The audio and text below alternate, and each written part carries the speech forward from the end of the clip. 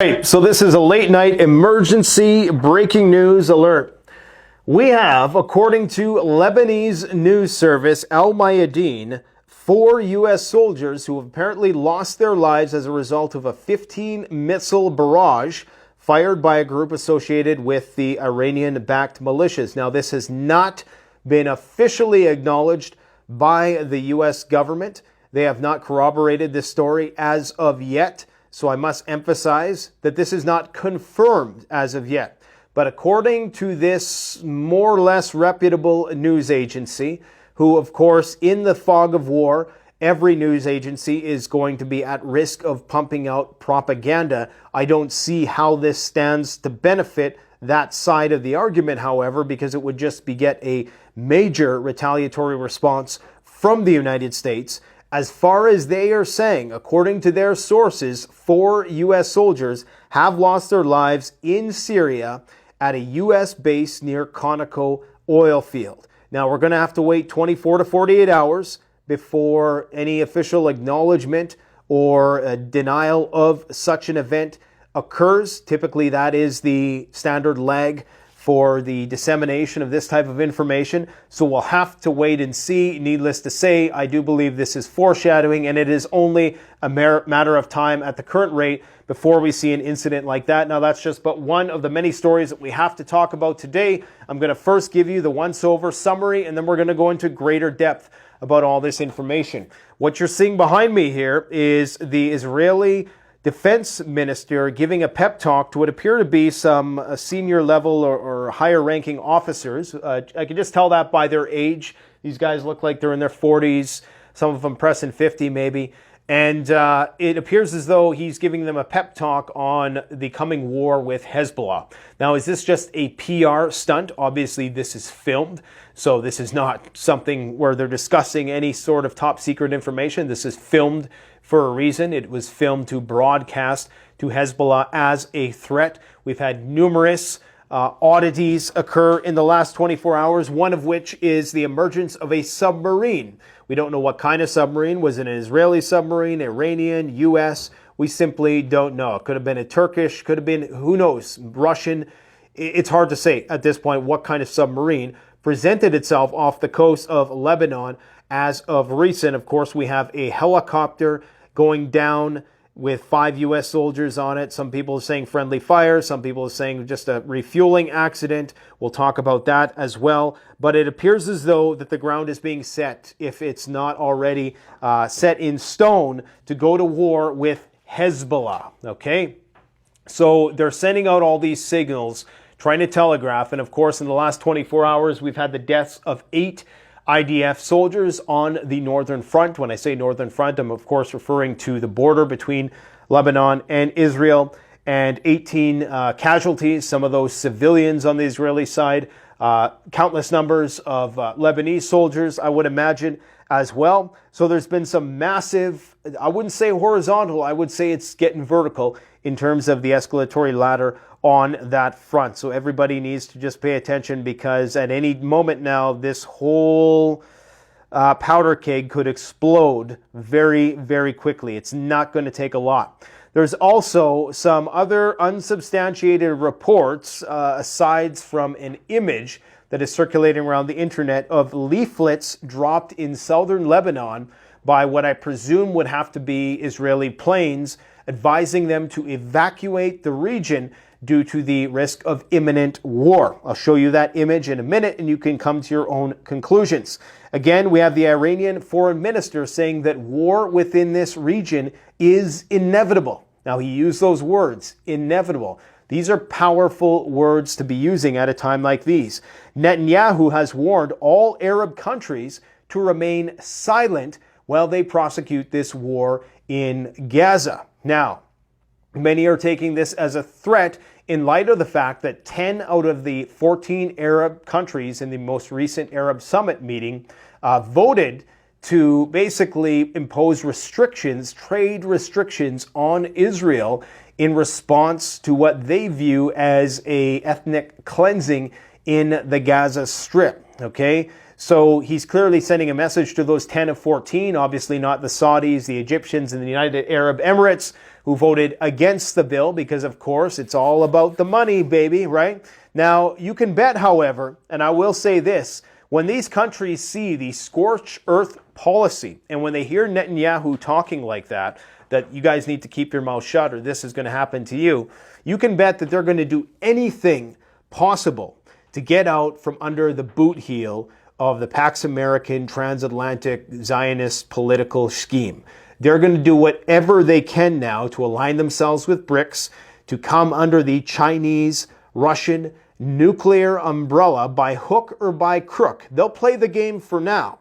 They'll allow the U.S. military to operate in their country for now. But in the long term, none of these countries are ever going to trust the United States or Israel once again. Because when you do this, when you act with such aggression and such impunity towards a militarily inferior subject, then people are going to look at that and they're going to be like, it would be like Russia dropping nukes. Even the Chinese, even their allies would be like, hey, you know, someday they're going to do that to me, right? So this is a factor that both Israel and America have to think about when they're trying to maintain whatever alliances they might have within that region. And they are tenuous at best. Now, diverging once again, we have Ukrainian planting 0.5 million mines along the border with Belarus and Russia.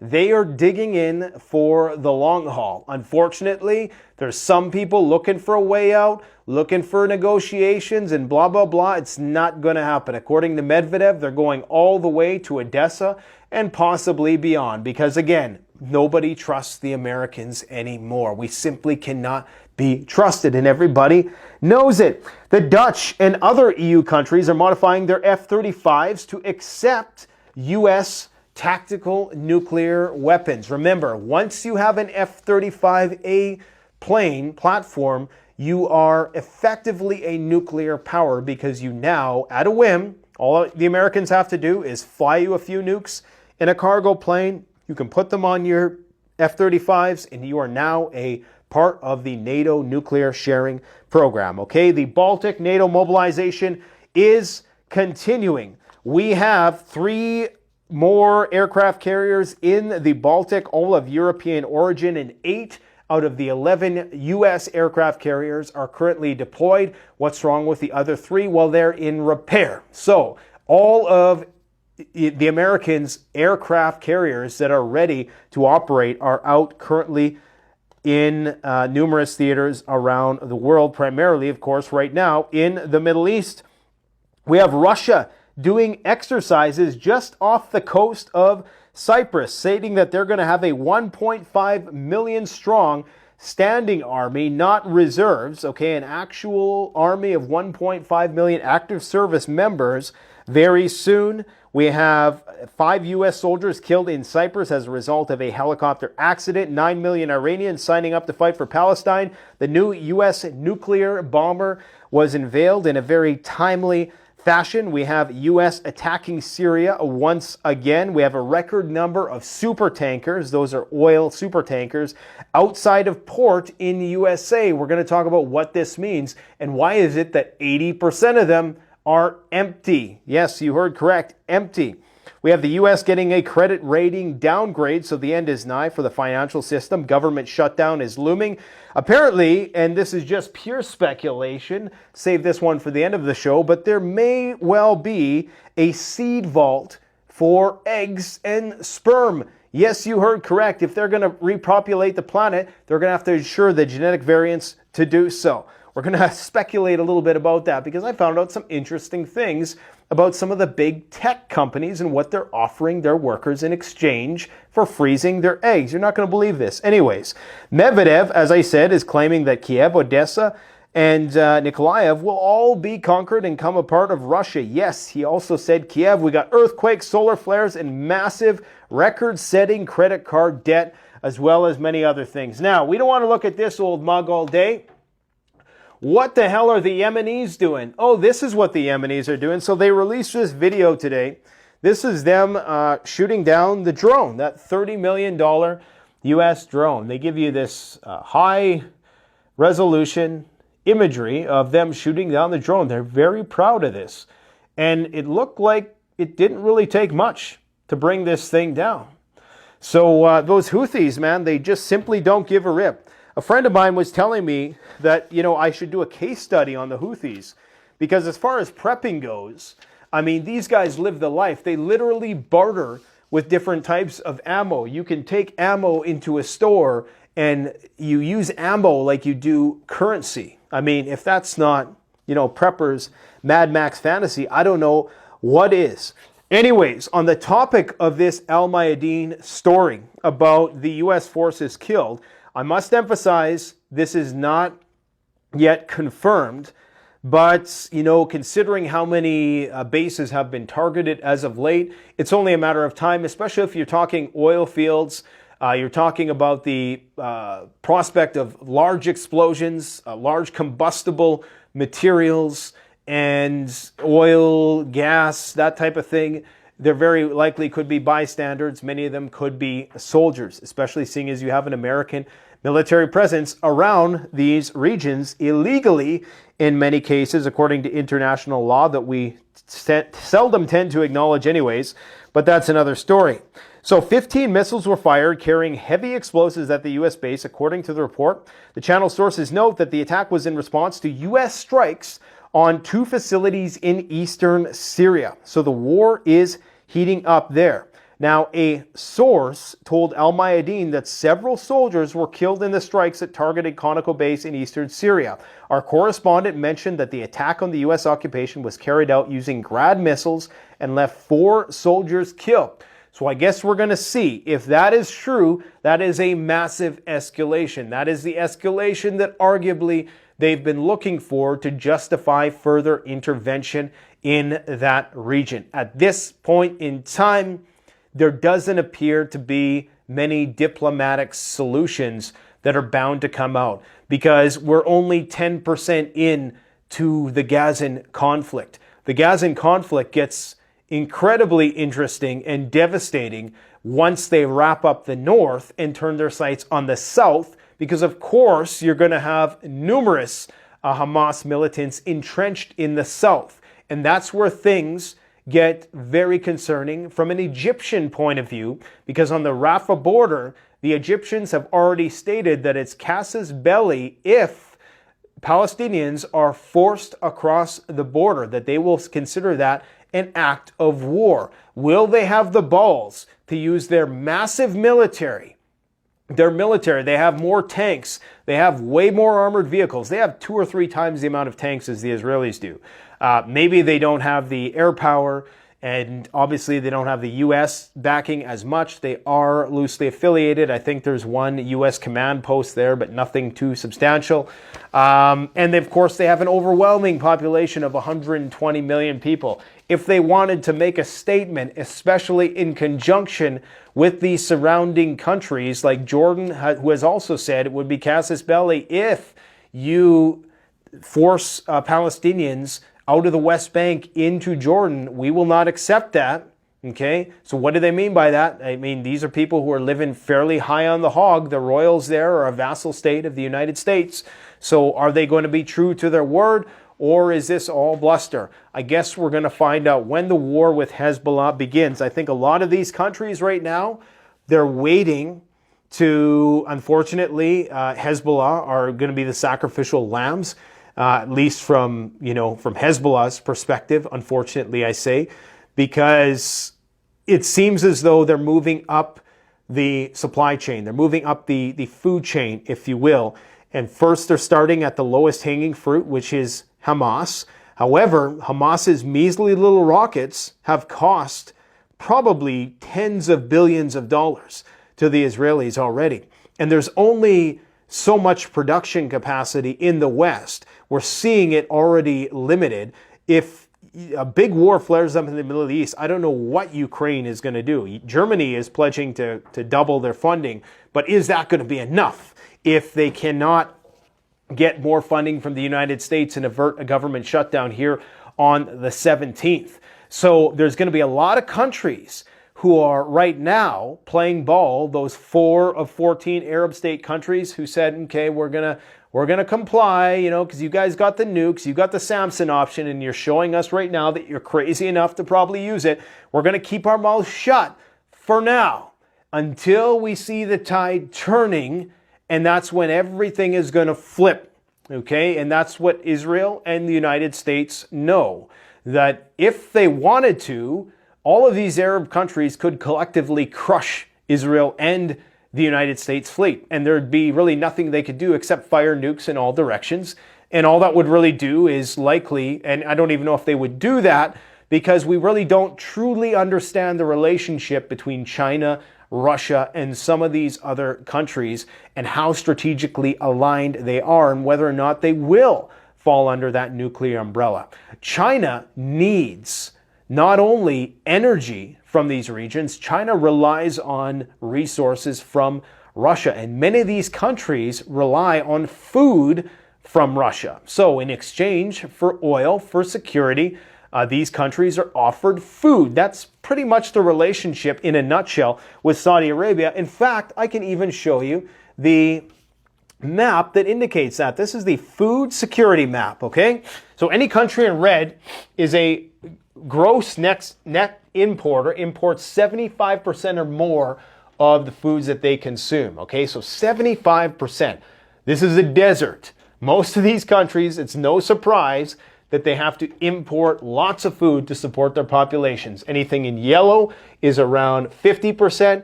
Anything in orange is around 25%. And diminishing from there in terms of the lightness of color. Countries that are this checkered pattern, those are net exporting countries. Okay, exports 35% of their production. So this gives you some sense of how this plays in the geopolitics, because this has a big role in it. And I think that a lot of these countries are looking at what the Israelis and the Americans and the approach that they're taking. They know they can't trust the Americans as far as they can throw them. You learn that from Afghanistan, you learned that from Iraq, you learned that from Libya, you learned that from Iran back in the day. I mean, every single country has been backstabbed by us over here. And when I say us, yes, Canada, we're the lapdog of the United States. We just do whatever they say. If there's a UN resolution condemning Israel, we won't vote on it because, you know, we first see what America does, and, you know, so we're the little lapdog, right? So we're the, whatever, the 51st, 52nd state. And anyways, to just go off on a tangent here, to derail a thought process, I came across this video today, and I would like you guys to let me know what you think this is. Now, apparently, this is in Iran.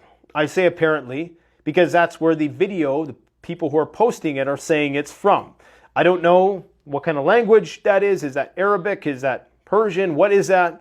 But anyways, I'm trying to think of what the hell could this thing possibly be. It appears as though this might be some kind of auger, boring tool, drill, you know, like a deep underground, because we know the Iranians are digging tunnels like there is no tomorrow because they're preparing for World War III. And it looks like this might be some sort of heat dissipation thing there. But I don't know. It could be something associated with rockets, you know, satellites. It's hard to say, but either way, there's 3 trucks pulling this thing. And it looks to be like some sort of boring machine. And there are machines, digging machines, that are way bigger than this. So the size of it is plausible. What do you guys think it is? It's just a video, and I don't even know how recent this is. I mean, some of these cars look kind of old in here. So, you know, for all we know, this could be a years old video footage. But I just came across it. People are circulating it. You never know what you find on the internet nowadays. But, you know, if it is, it would not be surprising if this was some sort of nuclear underground bunker tunneling device that they would use to dig out those massive tunnels that they have under there. And that would be around the same size as a lot of those tunnels that we see down there. So interesting.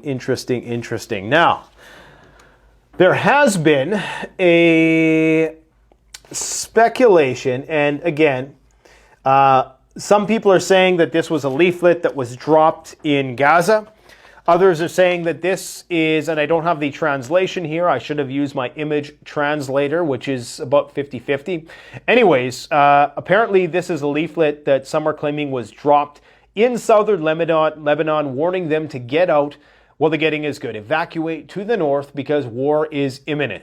And it is starting to look at, when taken collectively, the statements of Benjamin Netanyahu, the PR stunt by the defense minister talking to his higher level officers there about the looming offensive or defensive or whatever you want to call it in the north, and the submarines and all of the escalation and fighting on the border. It starts to look like war is going to happen. It's just a matter of time. Whether Nasrallah or Hezbollah takes the bait and escalates or not, it appears as though they're going to just be forced into it. Because it's starting to look as though the diabolical scheme at work here is that Israel actually wants to imperialize part of the north or go and get Hezbollah. Now, somebody, a friend of mine, stated today that the government, and I seen this tweet also, I'm not sure if I have it here, but a government spokesperson from Lebanon had said that they approved what Hezbollah was doing and that they had Hezbollah's approval to go to war with the Israelis or something to that effect, which is very, very out of character, based on what we've heard recently. Typically, these two groups are at odds with one another.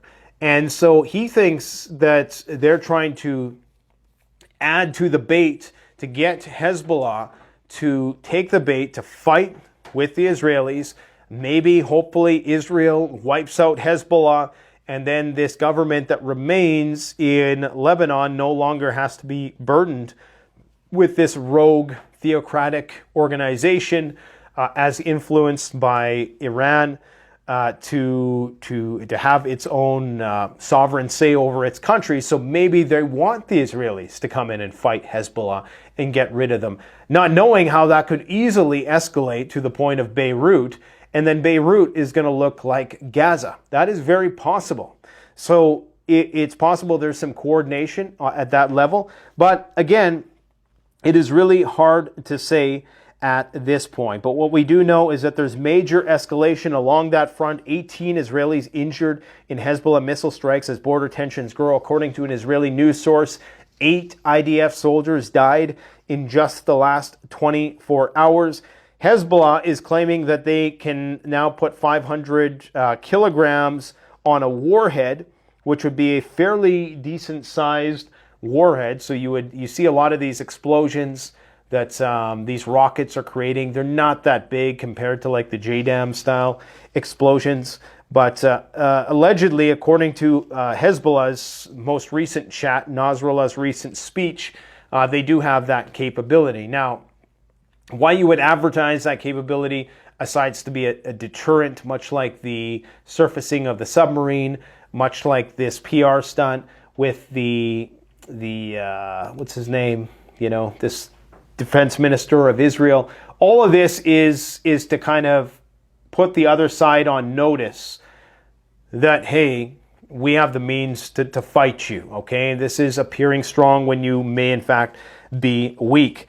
But apparently now Israel has crossed the line, because what they've done is they've attacked 40 kilometers from the border, breaking all red lines in Lebanon after it attacked Syria. So one of the red lines, of course, was a ground invasion in Gaza. Well, that's pretty much what we've got, okay? They've basically encircled Gaza City in a pincer movement. They've made it to the hospital that they believe is the headquarters of Hamas. However, there's extensive tunnel networks that they haven't even begun to probe yet in this open area that they haven't went into yet, and that's when the fun will really begin for them.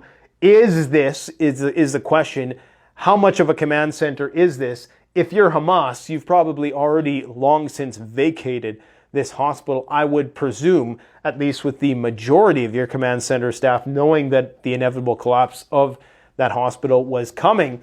Now, apparently 45 Israeli troops have died since the beginning, so you can bet that there's probably double that amount of casualties as well.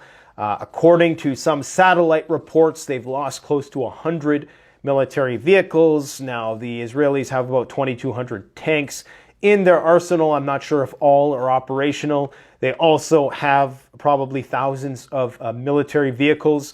So 100 is not that much. But again, if this war goes on for a long, long time, and once they got the north locked down, then they have to occupy it. Then they have to go into the south, and that's when things really hit the fan. Because, of course, then they're going to have Egypt to contend with, who's not going to allow people to come through that passageway. There's going to have to be some sort of deal brokered. Hamas is still going to be dug in like an Alabama tick, as Jesse Ventura would say, in the southern part of Gaza. And so that's when they're going to have to either bring people back to the north, bulldoze it, set up some refugee camps, let them rebuild without Hamas under permanent occupation, because the Israelis have already put flags on the beach in defiance of, the international community saying that, you should not be annexing this territory and yada, yada, yada. They don't care. That's exactly what is going to happen. It is inevitable. You have the Iranian foreign minister saying that due to the increasing intensity of the war on the civilian residents of Gaza, and just keep in mind, none of these countries care about the plight of the Gazan people. This is all about politics. They are worried about instability in their own countries, people protesting their own governments in the streets. All those people in the streets who are protesting the embassies, they're mad at their own governments for not doing something. So all these countries have to create the appearance that they're pushing back, okay? The expansion of the field of war has now become inevitable, the Iranian minister said during a phone conversation with his Qatari counterpart, Mohammed bin Abdurrahman Al Thani, according to the website of the ministry. So the shit is definitely going to go down. Netanyahu has warned all Arab countries to remain silent. It warns that Lebanon will be turned into Gaza. Again, these are threats. Something to keep in mind, back in 2006 with the war with Lebanon, the Lebanese were not nearly as powerful, and the Israelis had a hard time. And they probably would even have a harder time. However, now that they're going scorched earth and the gloves are off, a lot of people are making comparisons to the 2014 Gaza invasion, where the Israelis lost quite a few soldiers. But in that case, they weren't going as crazy with the bombings as they're doing now. I mean, we're talking about the equivalent of half a dozen Hiroshima nukes dropped already, okay, in terms of the ordnance. 10,000 bombs already dropped, billions and billions of dollars spent on conventional ordnance as far as we know, and they're probably using some depleted uranium rounds, I'm sure. I mean, I could only guess. They probably don't care at this point how much intoxication they create in the environment there. So, what was I saying? I can't even remember what I was saying. Basically, yeah, they're going to utilize this new strategy, this gloves off strategy. And so we can't really measure their success in the past for how they're going to do now, because they're just, the gloves are off, right? And they're just bombing indiscriminately now, whereas before they might have been a bit more reserved. After October 7th, that's when they started to change their approach markedly, even though they have been doing this for many, many years. And the levels of apartheid and the imposition on the native population of what used to be known as Palestine is pretty excessive, which is why many countries like South Africa have completely terminated any sort of diplomatic ties with Israel, and many other countries are starting to do the same. So now let us move on to the 5 U.S. soldiers killed in Cyprus. Apparently they were Army spec ops in a UH-60 Black Hawk helicopter during refuel. Now remember, a couple days ago, I talked about 2 Black Hawk helicopters, or not Black Hawk, Chinook helicopters flying over Lebanon. They were spotted over Lebanon, and they weren't geolocated at the time, so we don't have 100% confirmation that those were in Lebanon. But as far as I know, there was no debunking claims as of yet, so we can presume it's probably true. And it would make sense that the Lebanese government, in cahoots with the transatlantic American Israeli alliance, might want to evacuate its citizens to Cyprus. The Chinook helicopters have a range of 1,200 kilometers. They can easily travel from the island of Cyprus to Lebanon, pick up people that they need to evacuate in anticipation of a war that's about to happen.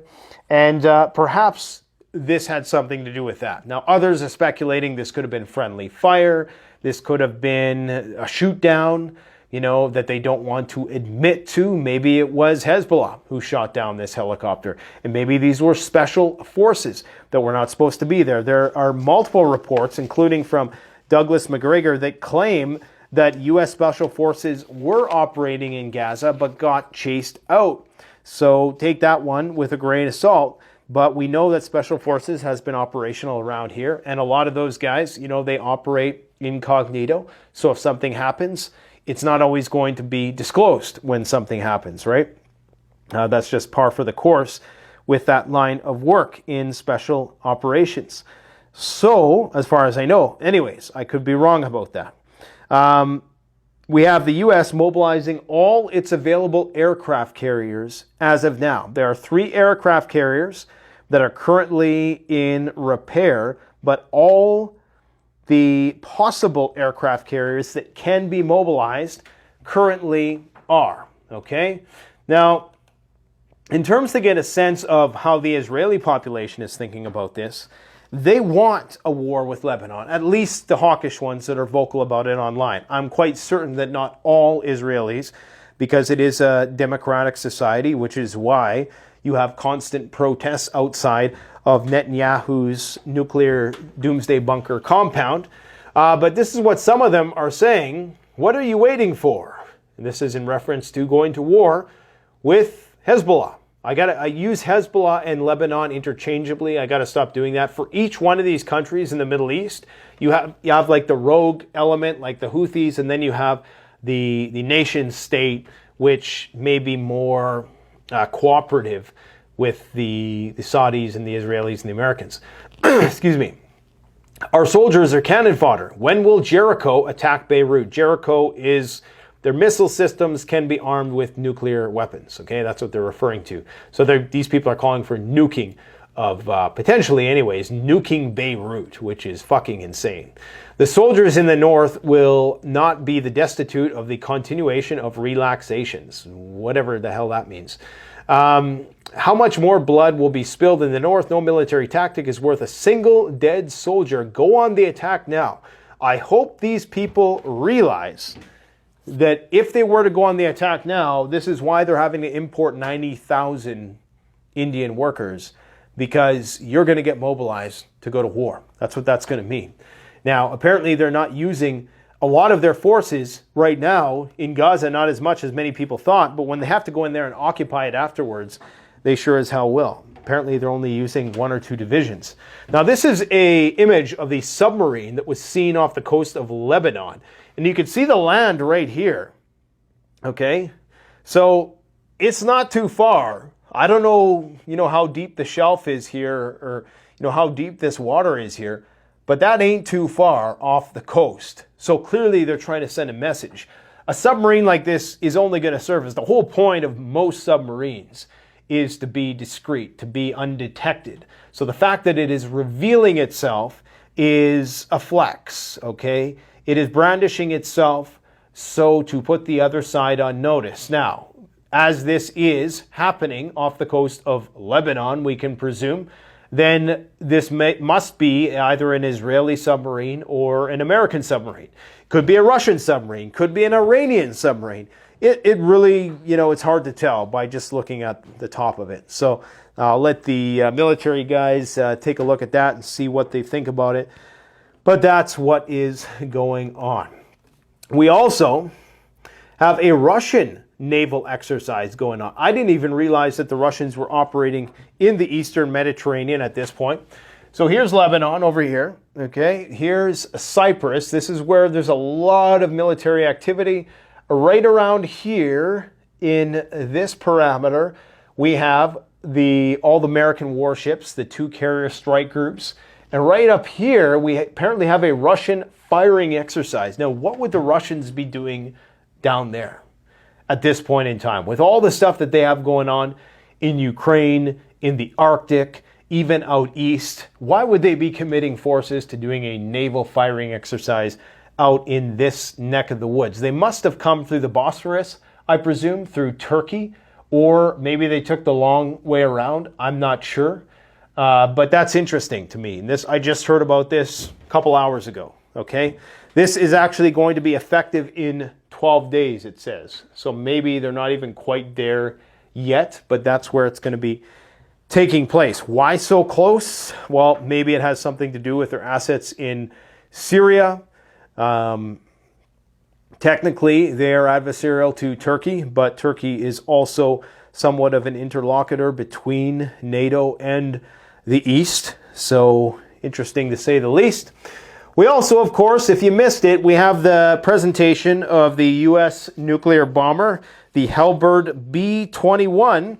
The U.S., in its attempt to modernize its nuclear triad, of course, starts where it is most advanced with its aircraft. Okay, where it's least advanced is in the missile silos. It has very advanced nuclear submarine capabilities, as do the Russians. The Russians arguably have better ground-based and mobile nuclear platforms, as well as hypersonic missile platforms and numerous other experimental platforms that have not necessarily passed the prototypical phase yet. But this is just one more escalation, okay? Just another step up the military arms race. This is the reason why they make these things. You could say they're for bombs. Sure. This is for nuclear weapons. This is a nuclear deployment system 9 times out of 10.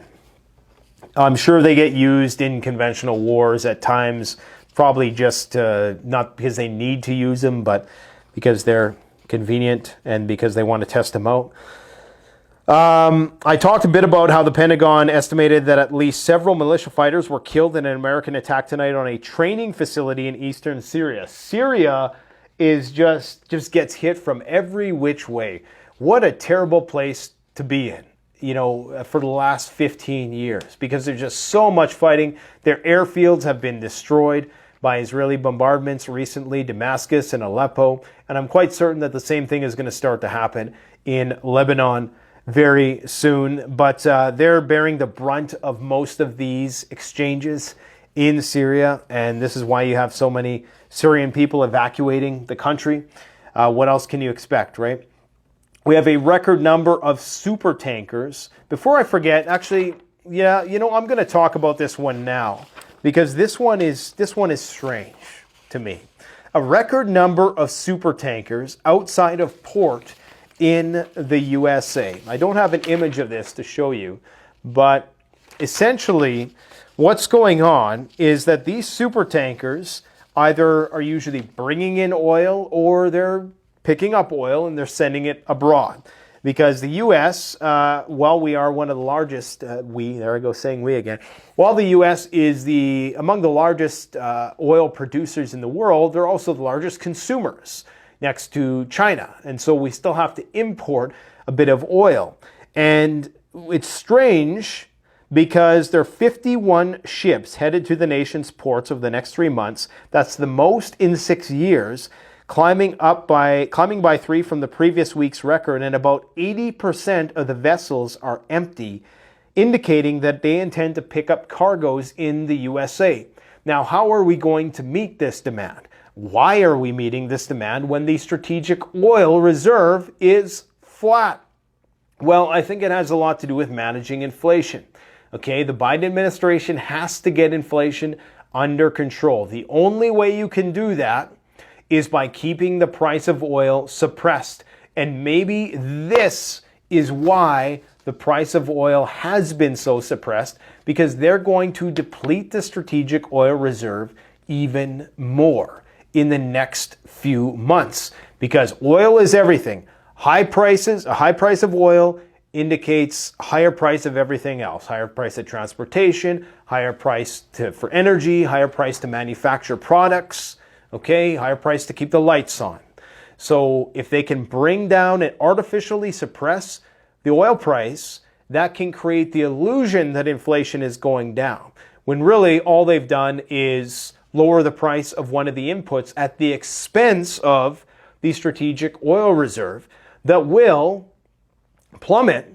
And then once this is all done, oil is just going to shoot back up in price again because it's just being artificially suppressed by the release from the strategic oil reserve. Now, I'm not saying that they're going to get all the oil from there. Either way, this oil has to come from somewhere. Why are all these ships, 80%, what are they waiting for to take oil abroad? Meanwhile, you have the Saudis and the Russians and other OPEC nations cutting production at this point in time. So maybe they plan on depleting that strategic oil reserve more, and that is why we're seeing the lowering of oil price, when we should be seeing a massive uptick in oil price as a result of what's going on in the Middle East. Are they going to bleed that sucker dry is the question, okay? What else do we got here? We'll talk about that a little later. Save her for later. What else do we got here? We talked about that. Okay, Hezbollah's missile range. Just so you guys know, my camera is overheating, so it might just crap out on me at any time here. But the Hezbollah missile range, okay, is up to about half of Cyprus, and that's why the strike carrier groups are parked just outside of that. So when the shit finally does go down, you know, as far as they believe anyways, that's the range of their missiles. That's why they're pulled back to that extent. I think I talked a bit about that. I talked a bit about food security. Scientists have identified an increase in the concentration of uranium particles. Remember when that depleted uranium shells were delivered to Ukraine and Russia blew the hell out of it and it had that massive mushroom cloud? Well, now scientists are claiming that they've detected increased levels of radiation as a result of this in that direction. I don't know how they make the connection that that's pertinent to this or not, but man, that would be a nasty place to be living after such an event. I won't have a lot of time to focus on that today. Nikki Haley, thank goodness Trump is kicking her ass in the polls, because this is what she has to say. Ukraine, Russia, and Iran are an unholy alliance. They only understand the strength. Vivek is offering weakness. Did I show you guys this one? This was a blunder that she made that I retweeted. I made sure I screenshot it before her people took it down. Obviously, the blunder is that Ukraine, Russia, and Iran. She probably meant to say China because she's such a war hawk. And she thinks that we should cut trade ties with China until they, what is it that she wants them to do? It's something that they're never going to do. But it's just one of these outrageous things. Like, you're going to cut trade ties with China. Do you realize how much stuff we get from China? It would be mad frickin' max. So thank God she is not going to be president. You guys know I'm not very political, but I mean, she's off her rocker, man. This is Iceland. This is the amount of earthquakes. So they're expecting that there's going to be a massive volcanic eruption. Those things happen there. Nothing too out of the ordinary. This is apparently there's going to be a large CME, coronal mass ejection, pointed towards us. And as you can see, it's supposed to hit us. This is a NASA website. I used to, when that movie 2012 came out, I used to frequent this website lots. So this is, you can see here, this is the solar flare that's headed towards the Earth.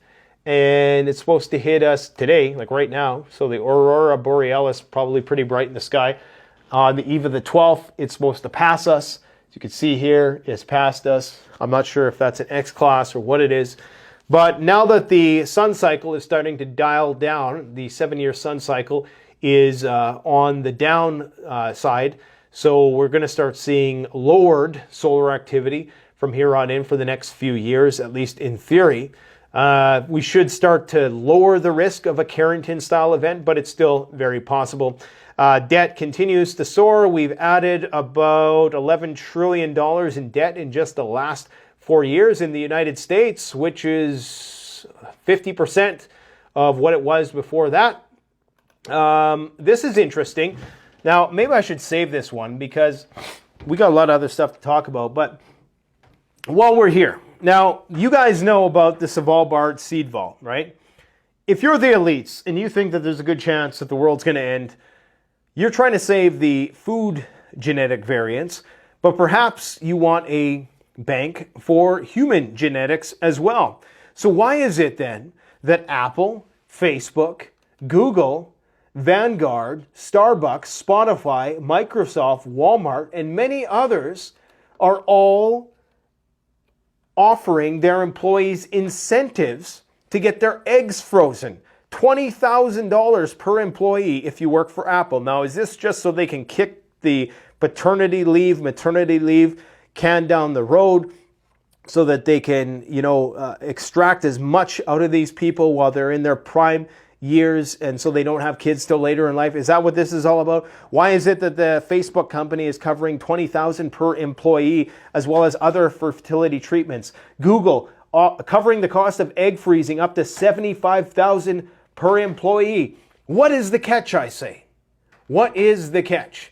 Are they saving our DNA somewhere, like Jurassic Park style, and they're going to have a bunch of surrogates? Maybe it's going to be like pigs, or they'll figure out some sort of artificial womb technology after the shit hits the fan, and they're just going to clone a whole new species or a whole new race of people. Is that what's going to happen?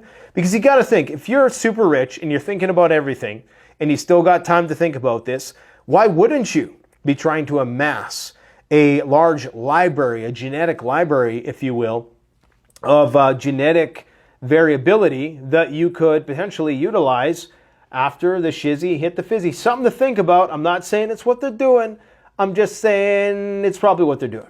All right? Something to think about anyways. Okay, so we're going to watch this ugly mug again here. So we got Medvedev saying basically that they're going for Odessa, Nikolaev, and probably all the way to Kiev. They don't trust the United States. There's not going to be any more negotiations. Some people say in the next 3 months, Zelensky's on his way out. He's going to be replaced by Zaluzny, or that former boxer that's the mayor of Kiev, or maybe the other guy, Alexei something or other. Either way, understand this. Nothing is going to happen unless it's approved by the United States, because that's the hand that feeds, okay? You cannot bite the hand that feeds. There will be no coup that is not approved by the United States. Now, one of their primary concerns, I think, has always been that maybe there might be some turncoats within the Ukrainian government that actually might realign themselves with Russia. This is why they didn't want to empower Ukraine with too much, which is why they've been so hesitant about providing them with that heavier tech, like the longer range weapons, the planes, possibly even nuclear weapons at some point. So they don't want to provide them with that because they might be worried that they can turn. Because remember, this is a country that at one point did vote for a Russian, a pro-Russian leader, okay, before the Maidan coup and all that stuff. I won't get into all that. But this is something they're concerned about. Anyways, just know that the Russians are not going to negotiate. Why would they negotiate now when they got the Ukrainians on the back foot? Allegedly. I say allegedly because this is not to say that it's easy street right now in Russia. It is still grinding, slow going. They're losing a lot of troops, a lot of vehicles, but they have a war machine that can back it up. Ukraine, unfortunately, doesn't. Ukraine is planting 500,000 mines along the border with Belarus and Russia. That place is going to be a toxic cesspool for decades to come. Can you imagine how many mines are littering that once pristine, fertile, 4-meter deep, thick, organic soil? The breadbasket of Europe is being completely destroyed by this war. Now they're using depleted uranium and all other manners of toxic chemicals, lead, all that shit. What a waste. War is such a waste. I tell you, if these wars stop tomorrow and peace on earth reigns supreme, the markets, to the moon, baby. You can bet. To the moon, but unfortunately, it's never going to happen. The former chair of NATO, Rasmussen, has said that Ukraine's NATO membership might come in the form of whatever remains after Russia annexes whatever it wants. That will be integrated into NATO. And that really was the plan all along. Let Russia, try to grind Russia down as much as possible. And now we're going to prepare in the Baltic states to go to war with Russia once again. We were just using Ukraine, and their manpower to try to deplete the Russians a little bit. We knew that the war was eventually going to come to Poland's doorstep and to the Baltic state. doorstep into Finland. That's what we're really preparing for. We're just unfortunately burning all the Ukrainian blood. It's sad to say, but this is what they did, okay? And how people cannot understand this after Gaddafi, after Saddam, after Afghanistan. People are just stupid. They're going to fall for it again and again and again. And apparently the Saudis are still falling for it. Well, at least so it seems. Anyways, Dutch F-35s. The F-35A was certified to be a dual-capable aircraft by January 2024. So the Netherlands, although they don't have nuclear weapons, they will be, of course, they are in NATO, and they are part of NATO's nuclear sharing doctrine that enables members without nukes of their own to take part in NATO's nuclear deployment. Yay! We can put a giant target on our backs too. So the F-35 will be able to deploy these new 24 times the size of the Hiroshima bomb tactical nuclear weapons that the United States has been boasting about recently, up to 400 kiloton yield. They will be able to integrate that into the F-35, meaning that they are effectively a nuclear power. Right when you have the deployment system, you are a nuclear power. Okay, and Germany is going to double their military aid to 8 billion euros, and they're going to need it, and maybe they're doing this at the behest of their occupying force. Of course, I'm speaking about the U.S. government, who is still occupying the German country, and they're the ones who basically call the shots. So maybe they're saying, look, you guys got to start pulling your own weight. You got to start giving more money. Then maybe we'll be able to give some money. Of course, we have a pending government shutdown on November 17th, which is likely going to come down to whether or not Ukraine aid is bundled in some way, shape, or form to this border security stuff and the Israeli stuff. So time will tell about that. Government shutdown is looming. The U.S. got a credit rating downgrade. Looks like my camera is going to shut off any minute now. International credit rating agency Moody's has changed its outlook on the U.S. from stable to negative, citing massive fiscal deficits and a notable decline in debt affordability as a result of as a major reasons for the move on Friday. So we can bet that tomorrow, unless it's a holiday, which I don't think it is in the States, we're going to see some downward market moves. Very, very likely. 9 million Iranians have signed up to fight on behalf of Palestine. I'm not sure if that's what that means exactly, but where is that one here? Oh yeah, it's this one. 9 million. I think that means like 9 million volunteers to help for just supporting Palestine. I'm not sure if that actually means going to war with them. Needless to say, this is just another one of the political gimmicks that the country does in order to confirm its population that it's actually trying to do something. I'm about totally talked out today, guys. The last day to capitalize on the deal with freeze-dried wholesale foods for 20% off. I believe it's today, possibly tomorrow at midnight. So if you want 20% off the best wholesale freeze-dried food on the market, the stuff that the elites put in their bunkers, it's the stuff the government uses, the U.S. military, continuity of government, various government institutions, go and capitalize. I'll post a link to that in the description below. I'll keep you apprised of developments as they unfold, and just keep on prepping. Winter is coming, although it doesn't look like it outside as we're seeing record temperatures. Once again, no surprise there, but sure enough, it is coming, so you better prepare for it. And we got a lot of winter preparedness videos coming down the pike, so stay tuned. Thanks for watching. Have a good night or good morning. Canadian Prepper out.